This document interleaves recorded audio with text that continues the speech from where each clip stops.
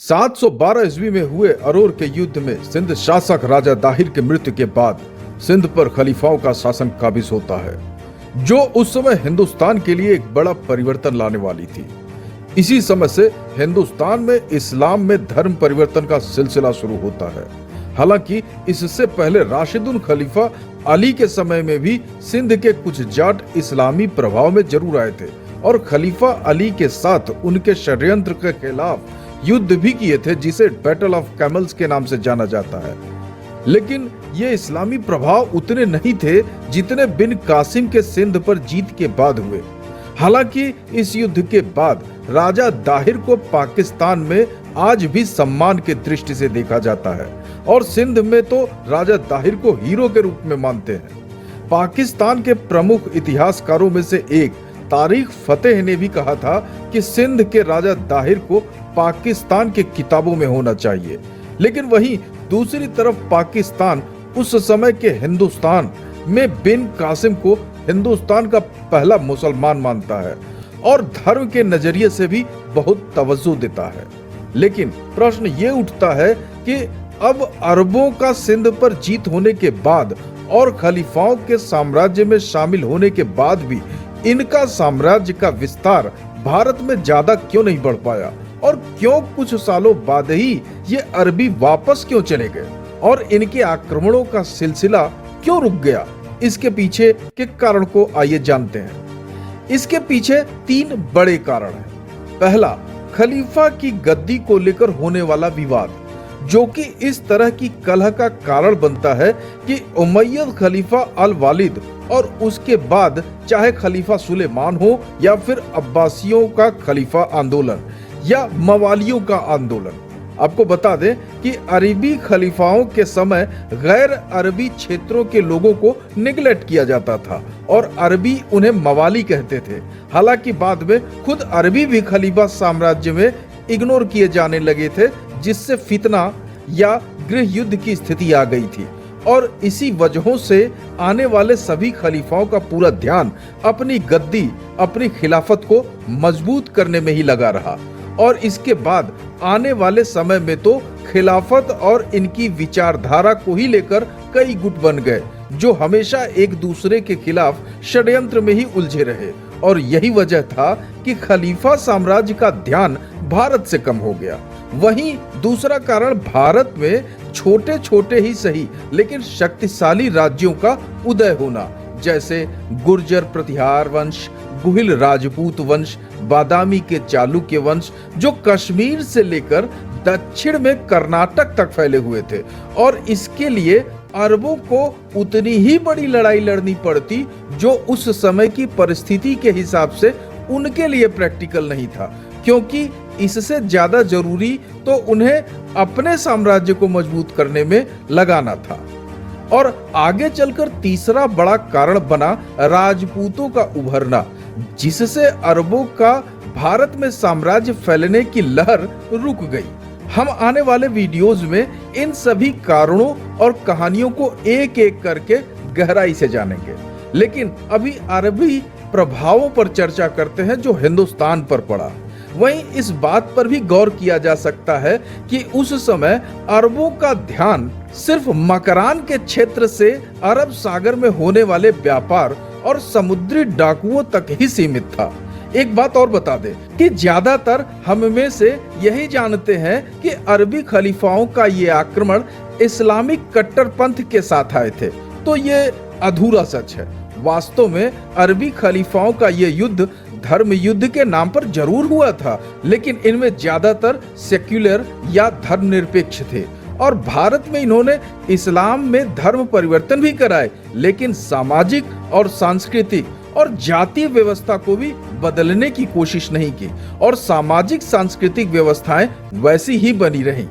लेकिन इनके आने के बाद भारत में कहीं हद तक अरब संस्कृति, भाषा, समाज, साहित्य और धर्म का भारत पे बहुत प्रभाव पड़ा और यही प्रभाव आगे चलकर भारतीय संस्कृति और साहित्य के साथ मिलकर यूरोप तक भी पहुंचा, या ये कह लें कि इनके माध्यम से भारत की बातें पूरे विश्व में फैल गईं और लोगों की दिलचस्पी भारत के लिए बढ़ गई। जैसे गणित में भारत में आविष्कार हुआ शून्य, जिसे अरबी भाषा में सिफर कहते हैं, और दशमलव के कॉम्प्लेक्स मैथमेटिकल प्रॉब्लम्स के लिए नए सॉल्यूशंस डेवलप किए अरबियों ने। भारत के गणित के ज्ञान को रिफाइन करके अरबों ने बीज गणित या अलजेब्रा का आविष्कार किया और विकास किया। इसके साथ ही त्रिकोणमिति या टेक्नोमेट्री में भी बड़ी प्रगति की। मोहम्मद इब्न मूसा अल ख्वारिज़मी को फादर ऑफ अलजेब्रा कहा जाता है। यह शब्द उनकी किताब अलजेबर के टाइटल से लिया गया है। इसी किताब अलजेबर के नाम से ही अलजेब्रा बना है। ये 9वीं शताब्दी के बगदाद के इंटेलेक्चुअल सेंटर कहे जाने वाले बैतुल हिकमा के जाने माने मैथमेटिशियन और एस्ट्रोनॉमर थे। यही मैथ्स के एल्गोरिदम के कॉन्सेप्ट को भी डेवलप किए थे, जिसके बेस पर आज एआई यानी आर्टिफिशियल इंटेलिजेंस टिका हुआ है। यही वजह है कि कुछ लोग इन्हें फादर ऑफ कंप्यूटर साइंस भी कहते हैं। आपको बता दें कि ख्वारिज़मी बगदाद का यह बैतुल हिकमा, जिसे द हाउस ऑफ विजडम कहा जाता है, उस समय के अरब में गणित, खगोल विज्ञान, चिकित्सा, रसायन विज्ञान, भूगोल और ज्योतिष सहित विज्ञान के कई क्षेत्रों का स्टडी सेंटर माना जाता था। आपको बताते चलें कि 5000 सालों के कैलेंडर सिर्फ एक दिन के संभावित एरर तक को सटीक रखने वाले परफेक्शन के साथ बनाने का श्रेय अरबियों को जाता है। इसी तरह से अरबों ने भारत के एस्ट्रोनॉमी, मेडिकल और वो सभी ज्ञान जो शास्त्रों के रूप में संग्रहित थे और विशेषज्ञों तक ही सीमित थे, उसे अपनी बुद्धि लगाकर सभी के लिए सामान्य तौर पर सुलभ बना दिया। या ये कह लें कि भारत के अमूल्य दुर्लभ खोजों को इन्होंने आम जिंदगी के लिए आसान बना दिया। इनके सीखने की लालसा के लिए इन्होंने भारतीय साहित्यों को अरबी भाषाओं में ट्रांसलेट करना शुरू किया, जिससे भारत की इंटेलेक्चुअलिटी मध्य एशिया और सेंट्रल एशिया के साथ साथ यूरोप के सामान्य भाषा में दूर दूर तक पहुंच सका। और ये प्रगति उस समय के खलीफाओं के साम्राज्य में पहुंच पाना बहुत आसान था। हालांकि चाइना जैसे देश भारत की महत्ता जानते थे, लेकिन अब अफ्रीका और यूरोप तक भी इनकी समझ बढ़ गई थी। और यही भारत और अरब का ज्ञान आगे चलकर यूरोप और अमेरिका को विकसित देश बनने में मदद करता है। वहीं दूसरी तरफ 8वीं शताब्दी में भारत में राजनीतिक समीकरण बदल रहा था। जहां मौर्य राजवंश, गुप्त या हर्षवर्धन साम्राज्य की तरह अब कोई डोमिनेटिंग पावर भारत में नहीं था। उसकी जगह गुर्जर प्रतिहार राजवंश, राष्ट्रकूट राजवंश, पाल राजवंश जैसी शक्तियां आ गई थी, जो फिर से भारत की बड़ी शक्ति बनने के लिए आपस में संघर्ष कर रही थी। और यह संघर्ष था कान्यकुब्ज या आज के कन्नौज को लेकर, जो हर्षवर्धन के समय उत्तर भारत की राजधानी और शक्ति के केंद्र के रूप में अपनी जड़ें जमा चुका था। और इन राजवंशों को लगा कि अगर ये कन्नौज पर अधिकार कर लेंगे तो फिर इनका वर्चस्व भारत में कायम हो पाएगा। और इसी संघर्ष को ट्राई पार्टी स्ट्रगल या त्रिपक्षीय संघर्ष के नाम से जानते हैं, जहां ये तीन शक्तिशाली मतलब गुर्जर प्रतिहार, राष्ट्रकूट और पाल वंश आपस में संघर्ष कर रहे थे। वहीं भारत के पश्चिम में राजपूत शक्तियां उभर रही थीं।